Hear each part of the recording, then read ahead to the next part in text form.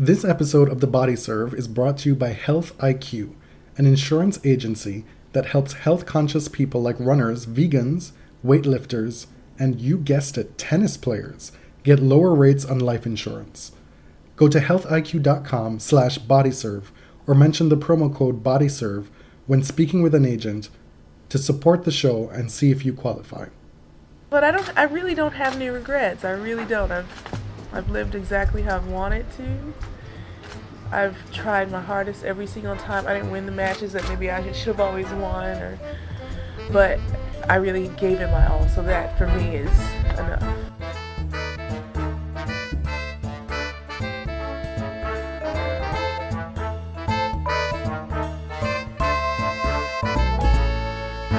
Hi everyone, welcome to the Body Serve, to our Mid-Australian Open episode. I'm James. I'm Jonathan. And we're going to be calling this the Unhappy Slam. It's not super original, but it fits. Okay. I have felt like a dark cloud just hovering over me during this past week, and I know you might say that is on me. Well, I did say that in one of the 3 previous intros that we did before the start of this episode. I insist that we discard. Because you said they were boring, and I assure you this is the most boring of the lot. Really? Okay. Let's start at the beginning. This slam did not come to a very auspicious beginning, right? Okay. There was Sharapova at the draw ceremony. There were just some icky things going on. The app and the website went down in the first few minutes of the tournament. A lot of small failures building on each other. Mm-hmm. So we're calling it the Unhappy Slam, but we have hope that this weekend, this is now Saturday, onward into week 2 will be better. Mm-hmm. And that the dark cloud has lifted. And part of that has to do with the great work done by Angelique Kerber last night. Wow. Well, don't you think? Yes. I mean, if we pinpoint... No, I'm saying wow because she was incredible. Oh, okay. If we think that Sharapova being a part of the draw ceremony was what started this dark cloud, this ominous situation for the Australian Open that then saw so many things go wrong. Maybe her exit in such a swift, clean, efficient... undramatic. Yeah. Comprehensive way is how this tournament's going to get back on track. Has it defeated the evil that was hovering like a specter around this Australian Open? You just always have to go one step further, right? I'm not saying that Sharapova was the evil, but there was something all week. I don't know if anyone else feels this way. There was just something really negative, like gnawing at me when I was watching this tennis. And it wasn't her. It wasn't her? No. You mean it's not the potential of her winning the tournament? Because I feel like every tournament that she's played, starting with Stuttgart, your attitude was like, well, she's just going to win. I just know it. I'm going to prepare myself. Like, there's no point in thinking anything else. I'm just going to accept it. So maybe that's something you need to grapple with within you. It certainly is. That's part of your dark cloud. Luckily, I have a lot of other like-minded people on Twitter to stir the pot. Serena Williams, one of them. Wow. People are just sitting here minding their own business. Maria's getting ready to go out and play Angie. And this Rena's Army account, a fan account, whom Serena Williams follows, it turns out, tweeted something like, honestly, I just hope that Maria wins, basically because they don't want Kerber to win. And Serena responds with this emoji, and it's impossible to describe. It's an emoji without a mouth. Right. It's just eyes. It was like a very judgy emoji. Like, how could you want Maria to win? Serena is at home, parenting her child. She's probably out here making money moves, working with Vogue. She's probably recording commercials for Burley Bras. And she has time. She had the time to check her own fan account. And man, I would die. I would absolutely shrivel up from shame. 2 things. Let this be a lesson to the Serena Army, not just Serena's Army Twitter account, that Angie is one of Serena's own. Yeah, they're friends. They're friends. And the way y'all acted toward Angie in 2016 and then dragging her through all the mud in 2017... You best believe Miss Serena saw some of that. I guess she right? did. And don't forget, she's reminding us who enemy number one is in Serena Williams' mind. Yeah, like, keep your eye on the prize. And the prize is wishing Sharapova ill, even when Serena's not in the tournament. My point is, if you are doing mother's work, right? Right. Do not stray and get sidetracked. Is that in the Bible? Because mother has her children, and Angie is one of them. Even if Angie had to do what she had to do when she did it. You know, like, Serena respects that hustle. But don't get it twisted. Don't be all tangential out here, flailing away, taking shots at people that don't need to be shot at. Like, can I just say, Serena's pettiness is something that gives me so much joy, because I feel that I'm not alone. And there will always be someone more petty than I. And that's the GOAT. It takes some doing. It sure does. I said there were two things I wanted to say with respect to that, and I don't know what the second one was now at this point. Ooh, I remember. This account. I don't follow this account. I don't know him or her. But can you imagine? Serena, mother, follows you to begin with. You know, that is a huge score in of itself. Yeah. And then mother responds to you, and you still somehow manage to have that bad of a day. Because you are just flailing around, doubling down, even after mother checked you. You know, like, Serena says, come correct, essentially. And you're like, you know, I said what I said. But then, like, the rest of the army chimes in and was like, girl, you don't represent us. Okay, so let's talk about one of the major fuck-ups of week one, which we rehash every year, I feel. I think we've talked about the heat rule in detail before on the show, and it does bear repeating. I don't remember which day it was, but especially during the Djokovic-Monfils match, heat was a serious factor in the matches.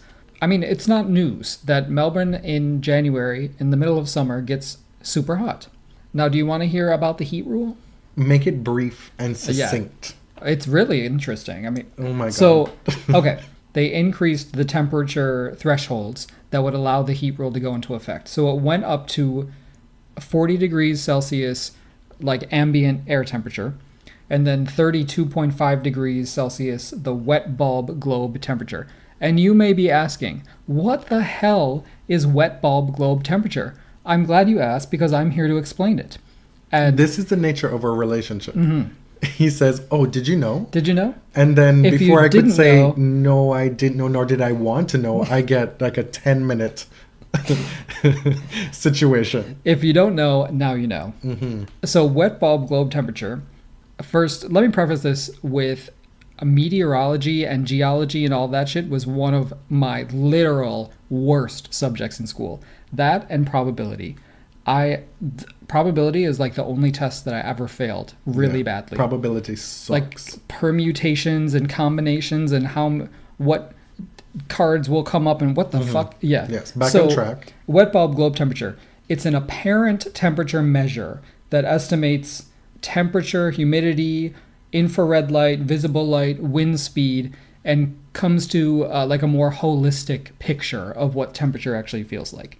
So the idea... Does it factor in money lost by the tournament if the players aren't on court? Is that part of no. the calculation?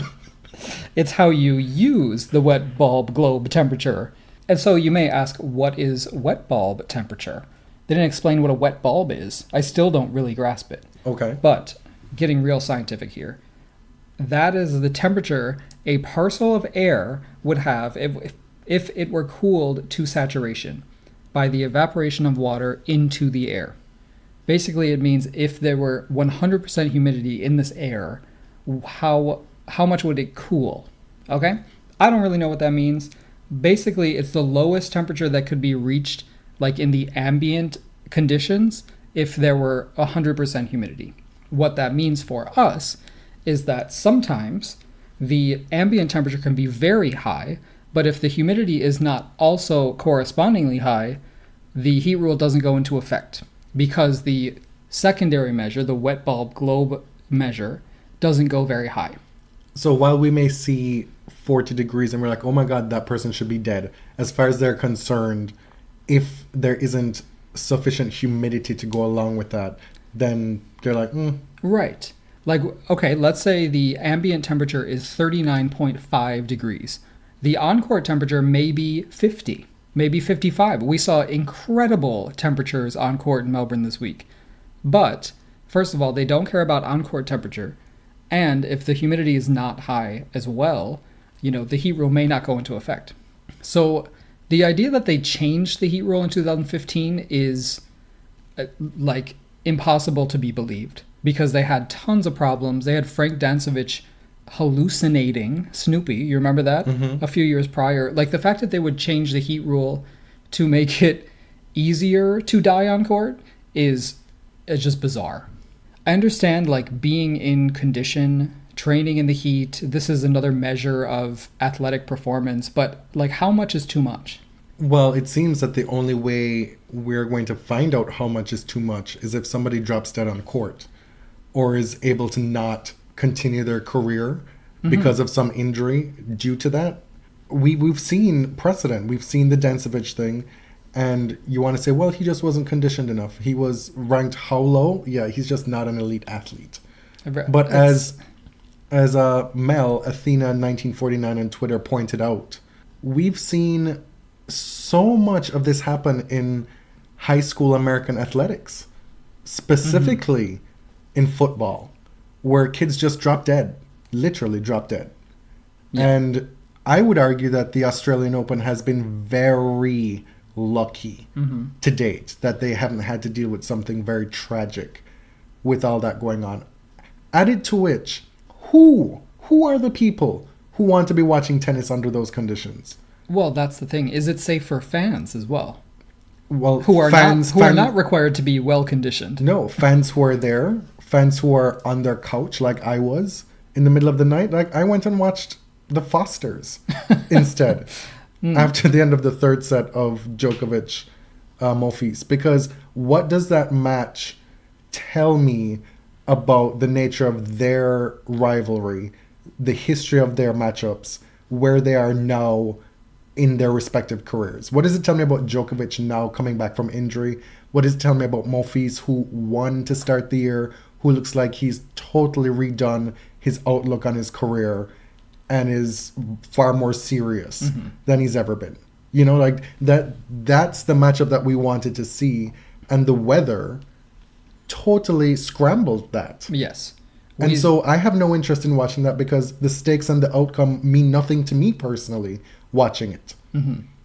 Because instead we got to see who suffered less. It's like, who was able to survive. And I understand that conditions, because tennis is chiefly an outdoor sport, conditions are a big factor in the outcomes of matches, and it can be exciting. Who handles the wind better, who deals with the heat, the humidity, how it affects court speeds, all these things. But at what point is it unsafe? At what point is it not entertaining or not very indicative of who is the better athlete or competitor? And it's really just a matter of survival. And where I am now in my life, and I said this on a previous episode, whenever issues like this come up and you're fed a line by a company or corporation, I tend to want to hold them to the fire rather than then say, well, Monfils is just not conditioned well enough. Right? What interests do the Australian Open have to protect here? What's the money that they will lose? It's not to say that they are not in a tough position, right? Because how do you make it fair for other players who have to deal with being rescheduled, playing maybe back-to-back days because of this? What you can't predict what the next day is going to be necessarily, how hot it's going to get, who gets to play indoors, who gets to not play indoors. You want it to be an outdoor event, have uniform conditions as much as possible. But folks who are playing night sessions are not playing in uniform conditions as the players who are playing back-to-back day sessions that are scorching. Yeah. There has to be some give or take elasticity with the way the tournament deals with the situation. When you have temperatures on court reaching in Fahrenheit 130s, 140s, 150s even, which is for someone from northern North America like me, impossible to even understand. You can barely function in 80-degree weather. Shut the fuck up. It's true. It's the dead of winter here. Like, we get a 40-degree day, and you're telling me you had to have the doors open while you were cleaning because it was so hot. It's hot in here because the heat is on. That's not fair. Oh, okay. Mm-hmm. Okay, the thing is, if I were a fan and I got to the site and it was over 40 degrees Celsius, I'd be like, you know what? I paid a lot for these tickets. I'm going to go back to the hotel in air conditioning. The point is, at that point, it's not tennis anymore. Okay, but what's the solution here? What do you want the tournament to do? Well, the solution is a little more human touch in the heat rule. These minor scientific distinctions are stupid. If like the newspaper is reporting how hot it is on court. But what does that look like on a practical level in terms of changes that can be made? Well, like how could they have navigated this differently? Practically, it's reducing the temperatures to the pre-2015 requirements. That's simple. I don't know why they ever raised them, because they wanted to reduce interruptions or whatever. What are we off to next? I guess so. We're in the bad news portion of the broadcast, correct? So you're going to be bringing up Venus now. Is this where this is going? Yeah, let's just get it over and done with. You and I will probably fight a little bit, and then it'll be happy. So Venus Williams drew Belinda Bencic, or Belinda Bancic, as our Australian commentator said. Okay, this is not something that I want to relive, and I know you always criticize like my bona fides as a Venus fan, but I am a real Venus fan out here. But she did not put in a good performance against Bencic. There are degrees of fandom. Sure. She didn't play horribly, but she didn't play a particularly I don't know what's the word. Like, it wasn't like she used all 100% of her guts. What?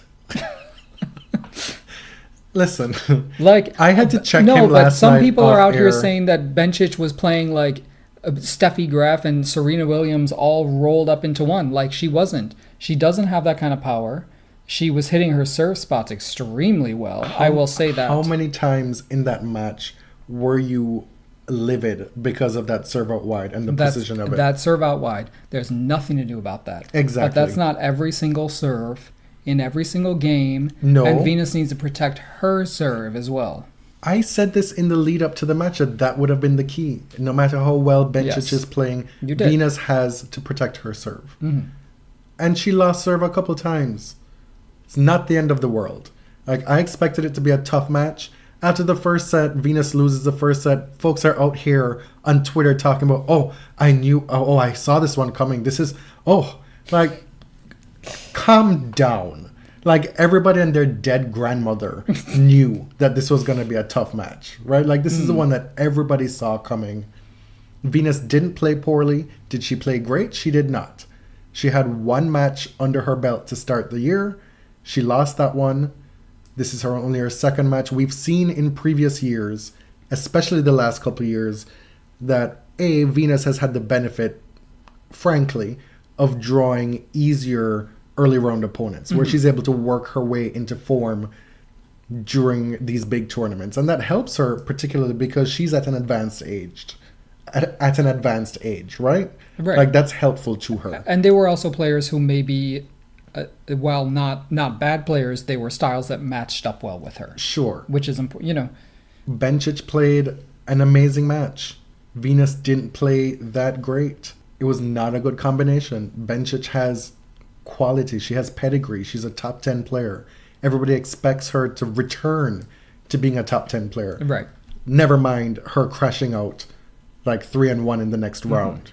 But I'm not here to be all mad about it. Yes, it sucks that Venus loses all these points. She's going to be top 8 still, but it is what it is. And I absolutely do not think it was as bad a performance as you are trying to make it seem here. I think you're misrepresenting what I said, though.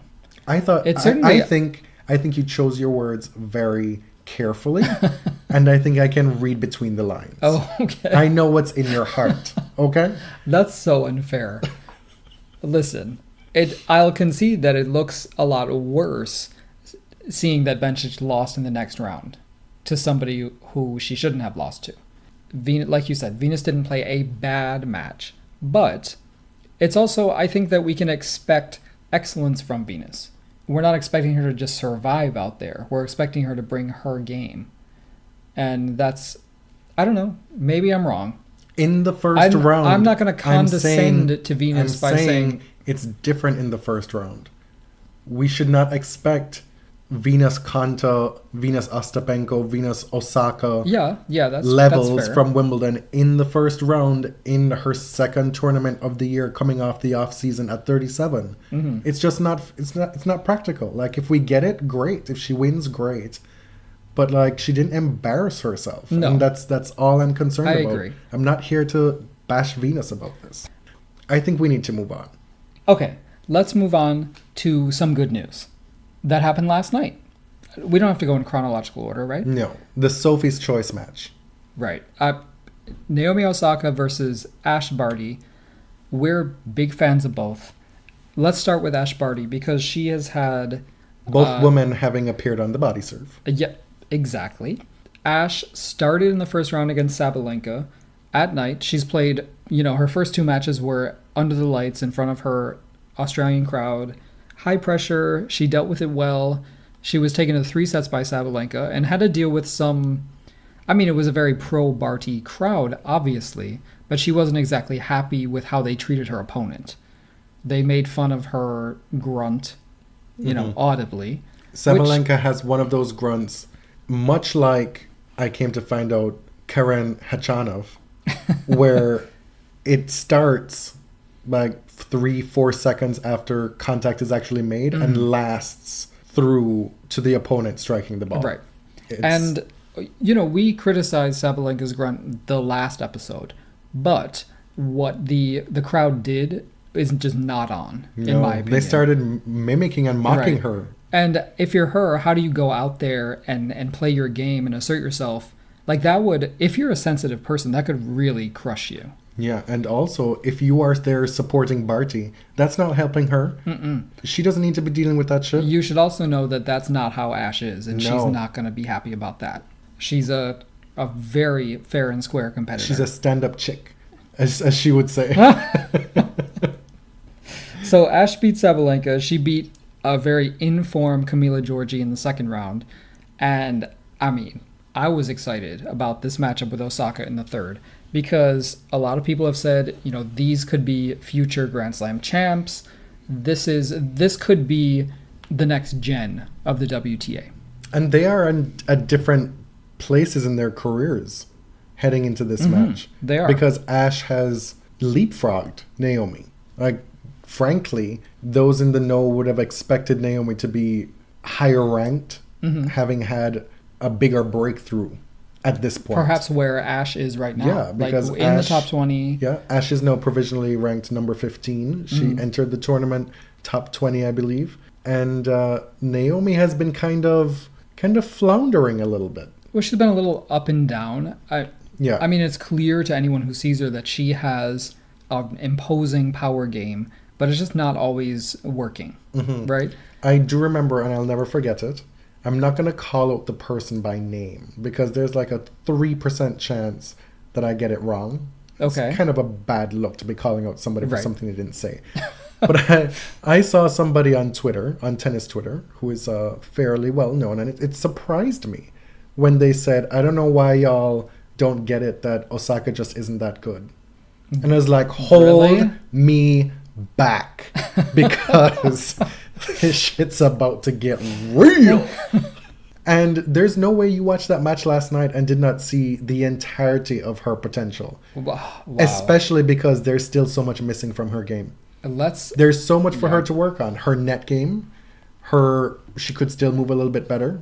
She could have more variety in her game, surely. Right. But you saw the comparison is made so many times between her and Serena. And while you don't necessarily see it in specific technical aspects of their games, the way in which they strike the ball so cleanly and from positions that awe you when you see it, it's on point. Like, that was an eye-opening win last night. It was. Ash did not play poorly. but Naomi came there from start to finish with a plan and executed really well. That's the thing that we don't always see from Naomi. That level of just fierceness, that professionalism. Like you said, she came so prepared with a game plan. She knew exactly what she wanted to do, and everything clicked. I was just so impressed how she handled the moment, but how she dictated like at every moment. Ash would return something deep in the court, and Naomi was able to like redirect the ball, especially on her backhand. And her defense was really good. It was just like turning defense into offense, which is something that Serena does so incredibly. You are also very prone to be awed by power. Power game. Yeah. Right? I mean, there's no shame in that. Like when a power game is on for an entire match, like I'm hooked. I'm impressed. Yeah, it's a project of mine now, though, to push you toward looking inward at your, frankly, dislike for what you term pushing games. I don't term that. I don't like to use that word too much. You said pushing early in the episode. Did I? Yeah, you definitely did. And you're not going to edit it out to make me look like an idiot. No. But I think you know that I don't call people pushers on this podcast because it's kind of demeaning, and it takes away the great work that's put into someone's game, like who's Wozniacki or Halep or Svitolina. Like, I'm not going to call them pushers, but it's a game that is less, I don't know, just less appealing to me. It's just a personal preference. Sure, but there is like a negative connotation toward it. I'm just saying that seeps out. Yeah. On your part from time to time. Okay. Like, I like to watch tennis players who dictate, who make things happen, who are looking to move forward. And I think that's part of why you weren't as impressed with Bencic's performance in the first round. Well, the thing is, she was kind of dictating. She was, but not with like supreme power. Right. And then you get the impression that Venus should be able to just throw down and bully her off the court, right? Anyway, this is tangential. The point is, I felt like Naomi Osaka's performance last night was, or could be, a game changer for her. I don't know if I've ever seen her come out like that, execute so flawlessly, and especially in front of a crowd that was obviously, really against her, like ready to root for Ash. The Vegemite army was out there in MCA, and she just kind of quieted them. Let's talk about a few of the other matches from the first week. For us for us up here in Canada. The Shapovalov Tsonga match was nerve-wracking for you in particular. I said to you the next day, I said, I don't think I knew the extent of which you were a Tsonga fan until I watched you deal with that situation. Right. I was just glued to that match, and there were so many. The thing about being a Tsonga fan, or really a fan of any of the Frenchmen, is that you have to deal with a lot of pain and a lot of uncertainty. And there were several times in that match I was like, ugh, there's no way he's going to pull this out. Like, it's going to be another US Open. And then even in the fifth set, he went down a break, right? And I was like, listen, it's 12:30. I have to work tomorrow. I'm just going to go to bed because clearly he's not winning this. But of course, I'm following the score as I'm trying to go to sleep. He took his ass to bed. I can still see the light on upstairs. I said, Tsonga just broke back. I'm like, I better get out of bed. And so he comes on the stairs. I'm like, it's probably not best for Joe if you're watching. Because the history of this is that he'll probably do better if you don't watch. But he won. Oh, it was so satisfying. I always feel like I have, like, during a major, in the first week, you have, like, one or two matches that you're just glued to. One of these 5-set thrillers. In this case, it was someone I'm a huge fan of. But sometimes it's just, you get sucked into a match where you're not really involved in the outcome. But for this one, I was so emotionally invested.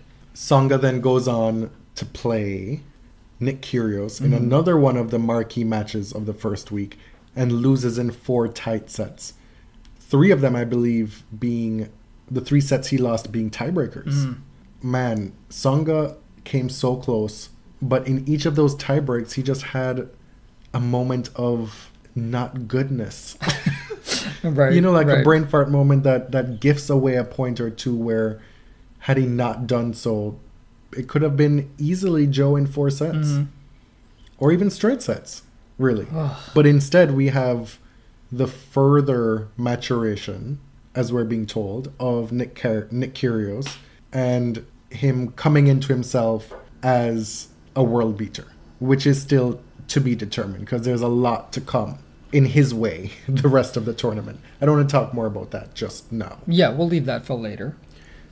Big on the women's side, Simona Halep and Lauren Davis. I don't know. I think I was the only one on tennis Twitter who was not into the match.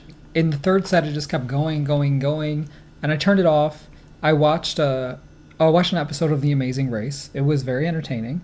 And I came back, and the match was still going on. I was at work, so I didn't see any of it. I got home right after Simona won. And I said to you, what are you carrying on about? It seemed like it was a high-quality match.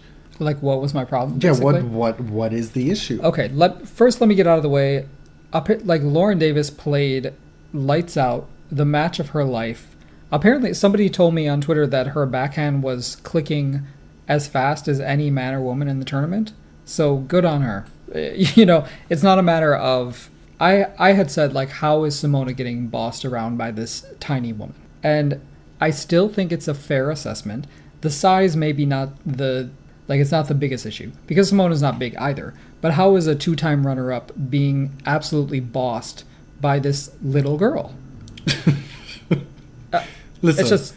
No. No, I said to you as well that Williams fans, we've said it on the podcast before, we always say, oh, look at all these women coming out here playing the match of their life when it's Venus or Serena across the net. Yeah. And here is the world number one. Simona has earned this, and so she's earned the right to have somebody play out of their mind against her. But, okay, it's hard for me to put this into words. And people were saying, you know, she's suffering this ankle injury, which is definitely a legitimate issue. She didn't really seem to be suffering in her movement. Like, she's still very quick.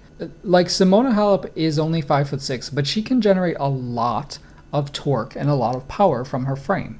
The thing is, Martina Navratilova was savaging Simona really bad early in the third set, especially when it was getting to like 6-all when somebody could win.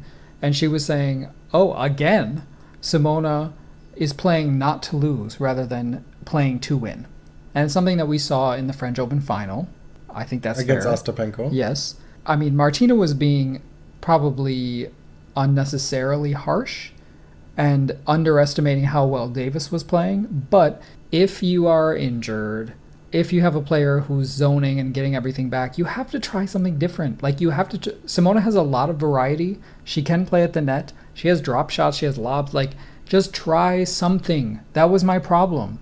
It's like, if you are hindered in your movement, why do you want to grind like 25 shot points? It's just, I don't get it. That's what was annoying me, and that's why I turned it off. The bottom line is, Simona has caught a lot of flack for not winning matches like that in the past.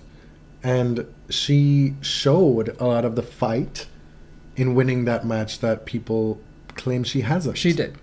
I'll give her that. And so kudos to her, because the headlines and the narratives that would be continued following a loss to Lauren Davis. Right. Whoa. As her first major as number one. As number one, yes. Mm-hmm. So she gets Naomi Osaka next. Look out for that. There was a lot of speculation as to whether Stan Wawrinka would play at this tournament. He did. He won his first match against Barangis in 4 sets. Didn't look particularly great, but hey, he was there. Maybe he could get better from round to round. You saw that huge scar on his knee? Yeah. Whoa. And so he played Tennys Sandgren in the second round and lost in straight sets. We'll get to him later on. That was a notable match. Goffin, one of the favorites. I think you even pegged him, or was talking in those terms, along with other people saying that. A lot of people did. Yeah, well, I was pushing back against that. I just want to put that out there. He loses to Benito, which is a fabulous result for Benito, who then goes on to lose to Fonini in the third round. Berdych and Del Potro played last night. And I thought that at best, Del Potro would win in straight sets. At worst, he'd win in maybe 5. Like, I did not see this result coming. Berdic blew him off the court. It was not even close. 6-3, 6-3, Yeah. 6-2. I tweeted last night that I am me supporting Berdic right now. I'm so past that point in my life. where When that's were you not past that? You never liked him. it's not about like I was mostly indifferent but willing to root for him to win. Like I would have had no problem with Berdic winning a slam. But like Yeah. at this point I'm just so over it. Like I know what's coming shortly. Like some flame out. Well, you could just never trust him to beat the top guys, so that's why I'd never stand. Are you ready for this juicy result? What? Hyun Chung beats Sasha Zverev, So- running away 6-love in the final set, in the 5th set, with Zverev only winning 5 points. That was an embarrassing performance. Not to say that Chung didn't play really, really well, but man, Sasha's got to do better than that. I felt like he wasn't even trying in the 5th set. I find it hard to watch Zverev at this point. Like, there's nothing about his game that interests me. Nothing about him that interests me either. And the standing that he has as the next gen king, I found such great irony in that he withdrew from the next gen finals. Because, okay, fine, you qualified for London, right? You're not going to play both. Yeah. Chung goes and wins the next gen finals. And now here he is across that net sending you packing. Yeah. I mean, to be fair, like, Zverev's standing is in many ways earned. He won Montreal, he won Rome, 2 Masters titles. He won, Washington or something this summer. Like, he's beaten the top guys at non-major events. Like, he's earned the points. But these are kind of the victories that people are going to remember.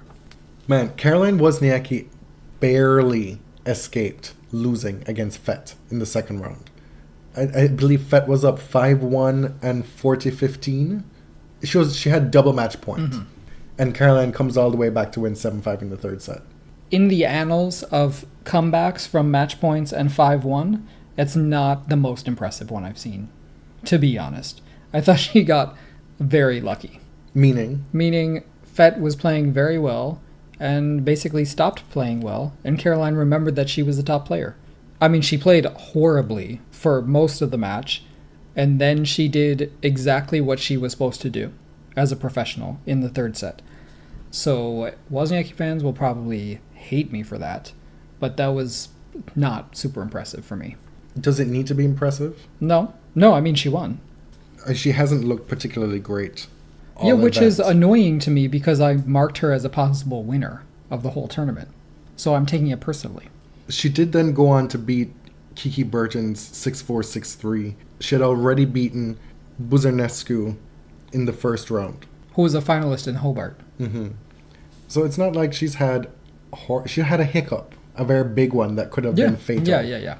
But she's still around. There's really only one more match that we want to talk about, and I know you've just been kind of sitting there looking at me waiting for me to shut up so you can talk about it. So I'm going to let you have the mic. It's the one people want to hear about. Kerber Sharapova. It was really like the match of the first week, or it should have been. What did you think going into it? Like, what was your feeling? I thought Kerber was going to win. How? Like, in what way? Fairly routinely. That's interesting. Like maybe 2 close sets, but I felt that she would...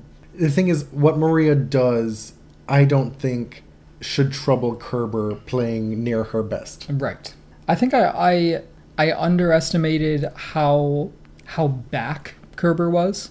Like, in what good form that she had conquered kind of the demons of 2017. I just wasn't totally sure yet. Well, you'd seen the results, but you hadn't watched her play. Yeah, but I think this was the match that had to convince me. I had a feeling that Kerber would win, but not like that. I think that had to surprise a lot of people, right?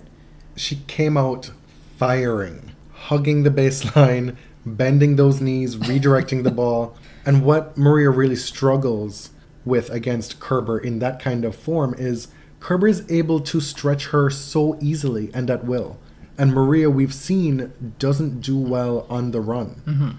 If she's able to set up for her shots, she can place it wherever she wants. But if she's moving out wide on the forehand, on the backhand, it's a totally different proposition. And Kerber is able to open up the court so much with those short angles. I mean, she can hit a running stretch forehand like the best of them. Sharapova. She can. Not always. She can, but if that's becoming the play that you have to rely on to make against somebody like Kerber, it becomes a losing proposition. Because it's a very low percentage shot for most. And especially for her, is my point. Okay. You hear a lot about Sharapova being one of the greatest competitors. I just thought that she would stretch Kerber a little bit more. Because Kerber came out with a very clear game plan, and it worked. And she executed it near flawlessly. But for like a 3-game stretch in the second set. Yeah, in the beginning of the second set. At 3-all, it was like, well, this is touch and go. We'll see the nature of this match now. What's going to happen based on these next couple games? And you literally blinked and it was over. Yeah, see, that was the surprising thing for me. At 3-all, Sharapova had break points. There was a clear opening to change the tenor of this match. And when she lost and Kerber held 4-3, that was it. Like, there was no more resistance to be had after that. That's what really surprised me about it. And that's also what convinced me that Angie is she's conquered that 2017 thing. No, she absolutely has. Yeah. I guess no made it seem like I was going to disagree with you, but yeah, she absolutely has. Yeah. And it's so great to see her and hear her talk about it because she's so frank about it. She's like, man, 2017 sucked. Like, I'm so glad it's over. But what I also enjoy is that when she's asked, what's different this year from last year, she always pivots to saying, well, 2016 I won a lot. And that the last 24 months has been a learning experience. Not just losing last year. Like, it's been the entire spectrum from pole to pole that she's experienced, and now she's back and she's brimming with confidence again. And the thing that I enjoyed most about that match is it was a timely reminder that the level that Kerber showed last night and the level that she showed in 2016, especially against Serena in those matches, was no fluke, and that she has that level. Well, the frustrating thing about last year was that her athleticism didn't go anywhere. Like, she is a superior athlete, one of the best on the women's tour, and that didn't disappear. Like, there weren't a lot of physical troubles for her last year. It was all in the head, which is why it was so frustrating to watch her. A note on the American men. I learned about the LAMP. I did not know that was a thing. Yeah, apparently that's an acronym that we're supposed to know. The last American male player. Standing, lamps. They're lamps. Oh. I guess, yeah. Okay. And so the lamps at this tournament were Tennys Sandgren and Ryan Harrison. And Marin Cilic did God's work. But Sandgren is still alive in the second week of a slam, improbably. And he's getting the media treatment of wonderment and the profiles of humility and all that stuff. Right? The journeyman. He's charming. He's nice. We've talked about the alt men on the show before. And, wonderful for you, I guess, if these two American men is doing it for you. But kudos to Bad Toss on Twitter. She's been covering the Challenger circuit in her hometown of, what is it? Champaign-Urbana. And Tennys Sandgren won there in 2013. She's written a piece that's circulated on Twitter before on her own blog about tennis and her personal experiences with him, having interviewed him and running into him in subsequent years. And she's written a follow-up piece again today. If you are relying on these fluff pieces about Sandgren to get to know him, familiarize yourself with him through that means as well. So we'll let her work speak for itself. This is one of the more disappointing aspects about tennis journalism for me, is how little reporting actually goes into it, how small the world, how tenuous the grasp on access a lot of tennis journalists have, which handcuffs them in what they can or will say. Suffice it to say that tennis is your friendly, genial Nazi next door. I mean... Tennis the person. Yes. Tennis. Okay. He has views that are extremely alarming. In the Trump era, they're a little more visible, but I would say before 2016, you would be truly, truly shocked to see these things in writing, to see someone own up to them openly. That's all I'm going to say. A lot of folks in tennis media will say, well, it's not relevant. Like, if you ask them, like, why isn't that being reported on? They might say, well, it's about his tennis, whatever, blah, blah, blah. But we also get so much useless, trivial, irrelevant stuff as well. We know it's not about their tennis. So if you think all those things are irrelevant, treat the relevant things equally. Sure. The other thing, we mentioned Coco. She went out to Timea Babos in the first round. She got into it with the umpire about a banana. It wasn't exactly about the banana. It was about being late after the changeover, right? Then, in the final game, she got a code for unsportsmanlike conduct and a point penalty. This is after, well, she smashed her racket, but she also said, "Fuck off, you fucking bitch," to Timea. Oh. Again, like, this is something that Coco does. She screams obscenities directed at her opponent and then demurs and says, what? She, like, when she was talking to the umpire, I almost felt bad for her because she put on the most gentle, pleading voice. Like, she's like, I understand, but why is it a point penalty? And the umpire was like, do you recall our conversation about the banana? And she's like, oh, okay. Hashtag humble queen. The umpires have just been emboldened at this Australian Open. They're enforcing the rules. They're ready for everything. I mean, poor Dominic Thiem. He got detention. Before the match even started, the umpire said, Dominic, you were over a minute late coming to the court after the warm-up. You need to report to the referee's office after the match. And if you know Dominic, that probably weighed on him for the entire match. Like, he's not used to being in trouble. And he was like, what? What? And she was like, you're not in trouble, but you do need to go to the referee's office. This is a serious offense. He's like, oh my God, when Kiki finds out. So between the banana fight, the time violations, Rafa also got a time violation by his number one nemesis, Carlos Bernardis, before the match started. Like, just as he was going to serve to open the match. Which I don't even think he registered. I don't think he actually heard it.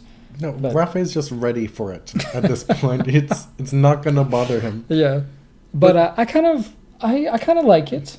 That seems to be the general reception to it. Mm-hmm. Like, there's no need for us to be waiting through these endless warm-ups.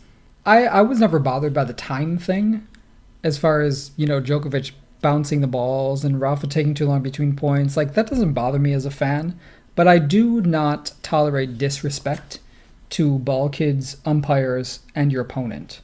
So I'm all about enforcing that kind of shit. But like the starting the match and being over a minute late with Thiem, like, get it together. Mm-hmm. Like, you're warming up in the tunnel. You just need to get like a few reps in and then start the match. Right. It's not that big. Yeah. Okay, I agree. Let's talk about Health IQ, our sponsor.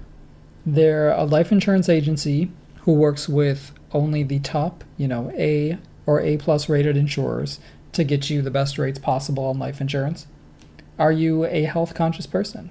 Are you a tennis player? The reason why they're sponsoring us is because we imagine there are a lot of you out there who are health conscious, and because you play tennis would be a good candidate. Mm-hmm. To unlock some of these special rates. I mean, we're trying. If you are doing the work, you should reap some benefits for it. You really should.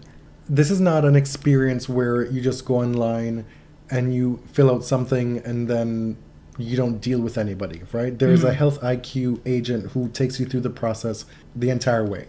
It's very hands-on, and you can save up to 33% on your life insurance premium. What I really like is they have this, you can either take a quiz to kind of show that you're health conscious, or you can actually log workouts on an app, Or, if you've run races or whatever, you just provide evidence that you've completed the races and you can qualify, for the lower rates. And so to see if you qualify, get your free quote at healthiq.com/bodysurf or mention the promo code bodysurf when you talk to an agent. Let's talk about our favorite kits. Favorite, Dominic Thiem, Joe Tsonga. Same kit. Like Hall of Fame shorts. Yes. That Joe Tsonga had on. The same shorts that Thiem had on. Well, no. Tsonga's were more of like a sweatpants fabric, and they had a rolled up cuff. Oh. But, from the same family. Mm-hmm. Let me tell you, he's put on a little weight in like the places that you want it. That's that's all you're gonna say about that. I enjoyed Djokovic's nightgown.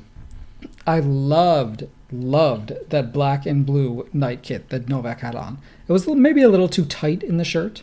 It accentuates how maga he is. Oh my God. How incredibly thin he is. People may think that as MAGA. No, that's MAGA. Skinny is what you want to say. How skinny he is. Gaunt. Yes. Naomi's, that was Adidas, right? Yes. With the boning, that kind of boning in the top. Playful, colorful. Mm-hmm. It played so well with the power. The whimsy of the outfit with the power of her game. A brilliant combination. And I think in a controversial pick, I love Ash Barty's Fila look. First of all, I love the throwback quality of Fila tennis outfits. Yes. I like the plain red, white, and blue Fila stuff. And her little, I call it a cupcake wrapper skirt. I call it a shuttlecock skirt. It was just cute. It was playful and cute. I loved it. I love the Fila colors. I often love what they do with them. I did not like Ash's outfit. Okay, fair enough. Worst, we only have one listed and we can agree on it. This is to say that the majority of them were bad, right? Right. But the worst for us was Rafa's. And it's because of the missed opportunity. Mm-hmm. That's why it's not really the worst kit out there, but it's just like you finally got this guy in sleeveless again. His like sleeveless kit in practice is really cute. Makes him look really good. And like the Nike logo is probably way too big for like a real like a playing kit, but I don't like. It was just a missed opportunity. The colors are drab. It's like ugh. The armholes are too big. He looks like he's swimming. It's like a nightshirt. Yeah. Worse yet, one that looks like it's dirty. Right. The color, it doesn't look gray. It looks dirty. Mm-hmm. And then it's just all that pink with all that drab. It's not a good combination. One that I think is kind of in the middle is Nike's pink lingerie sateen pajama look that a lot of the women have on. Caroline Garcia had it. Lucy Savajova was wearing peach. it. It's not pink. It's peach. Pinkish. I mean, I'm not good at these like, very subtle degrees of color. Oh my God. Okay. It's so peach. What isn't peach like kind of pink? Okay. Oh. I'm looking at it. I'm saying I'm gonna give that to it's kind of a light pink. Whatever. All right. I like the high neck, but the shirt is a little bit short. And I don't mind. I like the shorts look. Somebody's got to rep the shorts look because Vika's not here to do it. I'm telling you, I think Ash would rock the shorts really well. Mm-hmm. Yeah, but the Nike look, the shirt is a little too short during play. But the dress version of that is very cute, actually. It looks really nice. I'm trying to think what Sloane wore. I felt bad for Sloane because, like, she's finally signed with Nike and they really did her like that. It was horrible. Strike that. Sharapova's dress is the worst. Somebody compared on Twitter Simona Halep's no-name, made in China, kit that made it 4 hours with no sweat stains versus Sharapova's Nike kit that she's getting many millions to wear. It looked horrible. It looked cheap. You could see her black undergarments under it. It looked terrible. Like she should sue them. They should pay her more to wear that. Now to close the show, we got lots of talk about a topic that we've talked about extensively on the show over the 3+ years. unions in professional tennis. Novak Djokovic is the current president of the ATP Players Council. Before the Australian Open this year, there was an all-players meeting. It came out like in the first few days of the tournament that there was like something huge happened at the meeting. Supposedly, Novak Djokovic ushered an Australian labor relations lawyer onto the stage, which he denies ever happened. We don't really know if it did or not, but that he called for a players' association or union to look into the issues about the distribution of prize money. That Grand Slams give a very small percentage of their profits away in prize money, and that it needs to be distributed more equitably. So much information about this story was either refuted or called out to be like untrue, that we don't know what exactly happened. So Mike Dixon at the Daily Mail reported in a very snarky and smug story that Novak asked all of the non-players in the meeting to leave the room, and then he invited a lawyer to come on stage and basically speak about what is a union and what are your rights and privileges and obligations when you join one. So Novak has been asked point blank, did that happen? He said no, there was no lawyer present, and no, we didn't ask everyone to leave. So if you've listened to this podcast over the past 3 years, like you said, I especially have been harping on about the need for a players' union because it's impossible for an organization that represents the tournaments and the players to negotiate properly. That's not good faith bargaining. There's an inherent conflict of interest in the ATP. Now, it's called the Association of Tennis Professionals. It was founded in the 70s as a players' association, as their voice. But where we are now, I mean, there's no way that players have an adequate voice, a unified voice in this organization. They try and get representation for players all throughout the rankings by having, representative from the top level of the rankings to like the 50s level to like somebody outside the top 100 kind of thing, so that people are represented more along the spectrum, right? And it seems, if we're to believe Novak, that the main issue here is distribution of money to be able to make the careers of the players who are struggling on the outskirts of the rankings more comfortable or more possible. Yeah. He's saying a lot of good players are just quitting tennis altogether because it's impossible to afford. And we're not talking about the 500th ranked player. I mean, we are, but we're also talking about the number 51 ranked player, for example. Yeah, that person may not be making a reasonable wage after all their expenses are paid. That somebody ranked 100 in the world could be struggling to not be able to hire a full-time coach is galling with all the money that there is in tennis. And so the comparison is frequently to golf, where the 200th ranked player in golf is making a very comfortable, very wealthy living. And in tennis, you are not breaking even if you're ranked 200. You are probably incurring debt to play the sport that you love. And the sport that you're better than almost everyone in the entire world at, right? And the travel costs involved in tennis are so much more than golf. Yes. Which makes it doubly worse for them, right? Like, you can play the US Tour, and you can play the US Tour in a bus if you wanted. Right. You can fire up the old station wagon. And golf. Yeah. But you're traveling from continent to continent, week to week, in a lot of cases.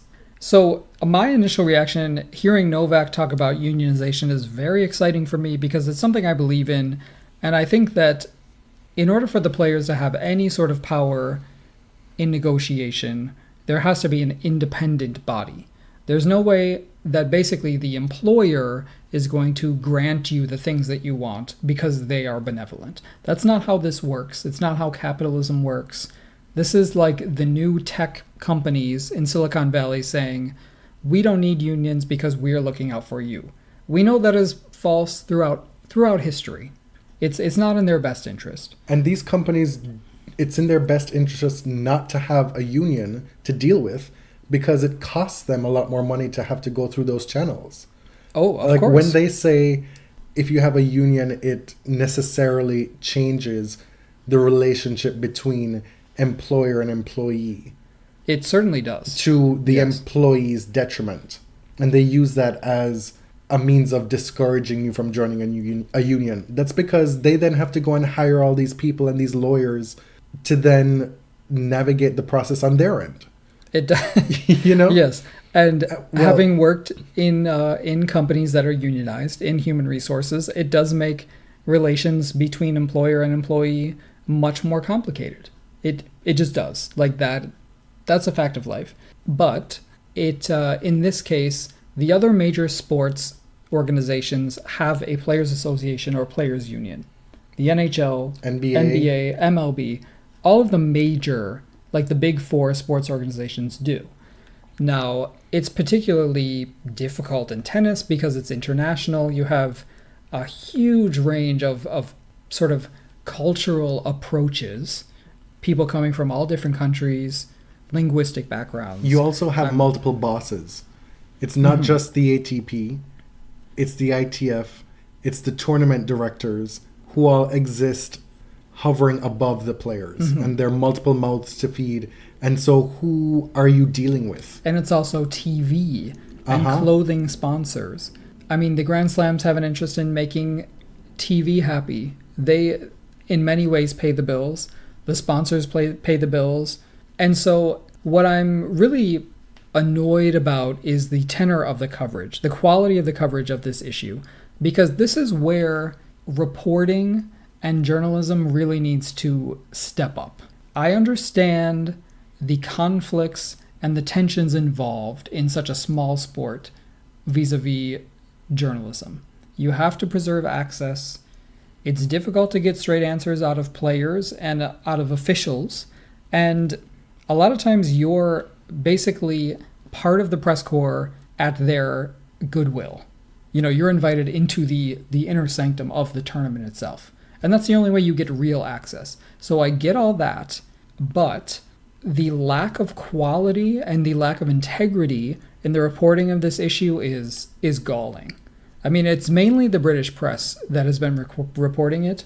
So we have the Daily Mail, which you expect, the Independent, the Telegraph, have written very condescending, very glib and smug, supposed news articles about this labor action, if it is indeed a labor action. But first of all, the first one I saw was the Daily Mail. The headline was mocking a wealthy, well-paid athlete like Djokovic for asking for for more prize money. Which is entirely besides the point. Right.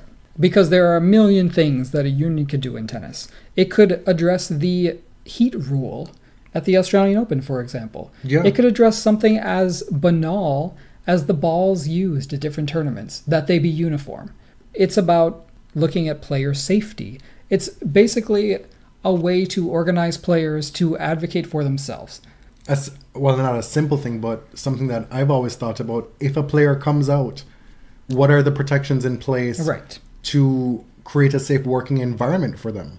Right? I mean, that has to be a priority of the people involved to begin with. But that's something that a union could do to make that type of experience possible and safe for a player. And so, like you mentioned, in a sport that's so decentralized and the locus of power is in a lot of different places, and the players are kind of independent contractors, these are all things that contribute to employees having less power, having less voice, taking more risk if they speak out. And so, in my opinion, a players' union could have such an incredibly powerful effect. It could open up the sport. It could. Now, I'm not saying that unions are perfect and that they're kind of the utopian ideal, but the fact that Novak Djokovic is bringing it up exhilarated me. Or that it was reported that he was, because you were really excited about this. I was. Now, at the same time, you have reports and insinuations that this could imperil equal prize money. Now, unfortunately, because the articles that I've read are so incredibly biased against unionization and so condescending, it's impossible to get at the truth. Now, if we are to believe that people like Gilles Simon and Viktor Troitsky are indeed part of this push from Novak, that is very disheartening, because those are players who have taken time out of their schedule to speak out about how inferior women's tennis is and how they don't deserve equal prize money. There's this fallacy, I believe, that it's impossible to bring women along in this kind of action, right? That it's impossible to have a joint union that benefits both tours. If this is a road that Novak is going down, if this is a road that somebody in the future is going down, I hope that they have the foresight to include women as well. Right. Like I said, it's so hard to get at the facts of the matter at this point. I want to believe that equal prize money is not at stake here. And Carol Bouchard helpfully pointed out on Twitter that the ITF has an equal prize money rule already enshrined at the Grand Slams and some of the mixed gender events. So that's not going anywhere. What troubles me is the people involved, if we are to believe those people are involved. And curiously, we saw Djokovic in one of his press conferences afterward making the most of women's tennis. Yes, like going out of his way to big up women's tennis, saying they deserve to be out here and to be getting paid what they're worth. With respect to the news that the WTA had signed a new deal to have the year-end championships in Shenzhen. 10 years and a whole bag of money. And the purse is hugely enormous. It's like increased. doubled. Yeah. Right? And the tenor of that, though, was like, oh, more power to them. I'm so happy for them that they were able to do this for themselves, blah, blah, blah. But it takes me back to his Indian Wells comments, where it was like separate but equal in a kind of way, like we should both fight for what we deserve. But independent of each other. Yeah. He was trying to support women's tennis in his way, but also making very clear that they should fight separately for what they deserve. And my fear is now with this news of Shenzhen and that big deal that the WTA scored, it can be pointed to as like, well, look, they've got themselves doing okay. Right. Like they don't need us. And so the thing is, first of all, this Australian Open has got me so fucked up because it has got me defending Novak Djokovic all over the place. That's rude. I don't know what Novak's personal politics are, and I suspect we disagree on quite a lot. He really stepped in it at Indian Wells, like you mentioned, with the entertainment value thing, and that was also after Raymond Moore had already said that horrible stuff, and it would have been so easy to refute it, right? I think that Novak is an incredibly smart guy. He's a really intelligent man, and knows that he made a lot of people mad about what he said in Indian Wells. He knows also that the rumors are swirling about this unionization thing, that they're trying to basically reverse the clock on pay equity. He knows that. I kind of see Novak as the intellect of the big four. You know, whereas, like, if you want to look at it in a really kind of binary way, like, Andy Murray is the conscience of the big four. He's like the moral guide. He's not here. So his mom is here. And right? Andy's here on Twitter doing a Q&A where he's bigging up women's tennis. Yeah. Like, he is the one who at every turn will check a bitch without prompting. Right. If you step out of the line and move away from equality, he's there to bring it back. And you can tell that's automatic for him. It's like it's natural.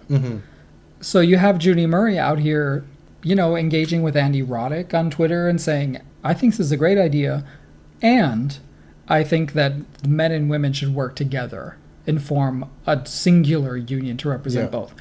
And she has a point. Of course, the interests of both are very different, and sort of the powers that be are really different that they're up against, but they are stronger together. They can advocate better. I just think that the results and the outcomes would be better if they were in the same bargaining unit. I really do.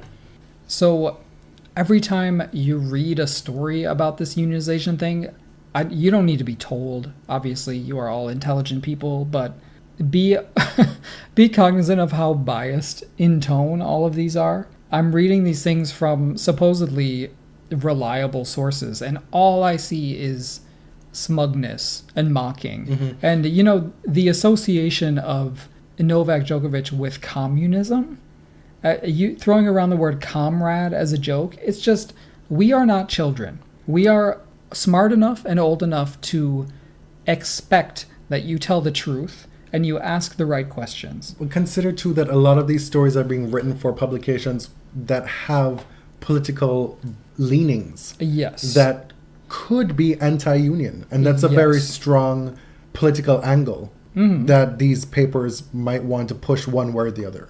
But why do these reporters, why are they so invested in the way that things are? Is change just scary and difficult, or the reporting itself is one part of the cog? You have the editors, you have we've seen it over the years about how news is decided top down. Like the reporter himself or herself, in a lot of ways, shy of saying, well, I'm morally opposed to the direction that you're taking this story, I'm out. You know, like, you have to feed yourself. You know, well, so like it's complex. I get that, but listen, like, what is journalism for if it's not for asking the questions? Because certainly, as we pointed out, there are a lot of questions about this. And I think Djokovic, in a position of power and in a position where he has made himself political, and he's beginning to be more comfortable with that, you need to ask these questions, report them honestly, and tell us what you found out. That's all I want. Yeah, but if you ask, was there a lawyer present, and if there was one, and then he then says no, then what do you do? Right. Well, you don't call him Red Nov. That's the first thing. You don't call him comrade. You don't make jokes about communism. Because do you think that the NHL is like a safe haven for the Bolsheviks? No. Like the NBA, is that like a Soviet haven? No, they all have player unions, and things are not exactly like socialist in those realms, right? It's ridiculous and it's silly. And let's not even get into the xenophobia embedded in calling someone red, especially someone from Eastern Europe. It's offensive. It's something we're going to have to pay attention to closely and just see how it plays out, and acknowledge that Novak is in a position of tremendous power to maybe do a whole lot of good here, and we'll just have to trust that he puts his hand up. You know, we'll see. It's a lot of speculation at this point. That takes us to the end of the episode. I know we joked that we would like to see Carla in the final on the women's side, and checking the score in the middle of recording, it looked very impossible when she was down 6-4, 4-1, a double break in the second set. But it is now 1-1 in the third set. Carla won 5 straight games to close out the second set and just had break points against Konzavite to start the third. So this is how hard it is to cover a major. It just never stops.